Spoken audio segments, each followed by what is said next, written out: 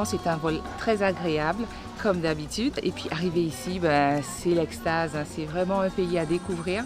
Nous vivons une belle aventure aujourd'hui avec l'ouverture du ciel, avec notamment le premier vol d'Air Caraïbes, car effectivement, dans les prochains mois qui vont venir, on va assister à une petite révolution en matière d'aérien et un choix beaucoup plus important de compagnies aériennes qui vont desservir l'île. C'est ma première expérience à Cuba. Je ne connaissais pas du tout, donc c'est un vrai coup de cœur pour la destination. Le vol était très agréable, on avait des conditions assez exceptionnelles pour ces 10 heures de vol. Et depuis qu'on est arrivé, on est tous à peu près au même stade, c'est-à-dire en découverte de Cuba, et je pense qu'on est tous assez bluffés. Air Caraïbes a réussi un tour de force en invitant tout ce monde, ces journalistes et ces tours opérateurs directement à Cuba pour l'inauguration de leur vol. Ça va laisser une trace impérissable parce que c'est la deuxième compagnie qui va desservir La Havane et Santiago, ce qui est un gros effort de développement pour l'île. J'étais déjà venue à La Havane en 1994 et puis en 2008.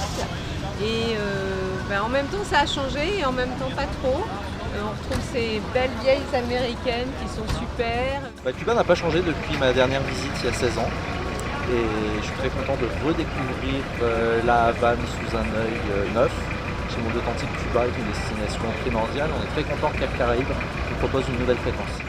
On a découvert ce pays qui est à la fois culturel, notamment dans le quartier de La Havane, et vraiment porté vers le tourisme vert, donc dans des réserves naturelles magnifiques. On a eu une très belle visite dans la vieille ville de La Havane, donc c'est pareil, hyper animé, c'est très très beau, il y a une architecture néocoloniale espagnole qui est vraiment magnifique.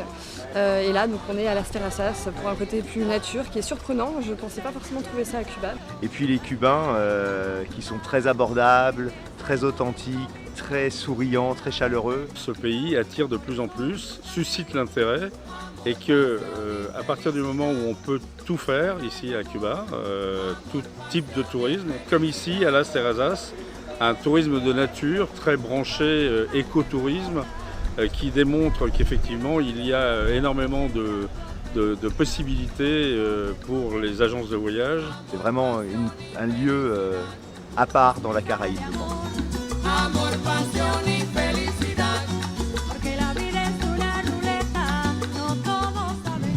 J'ai écouté la moitié du groupe qui disait qu'il comptait y retourner, donc a priori c'est plutôt bon signe.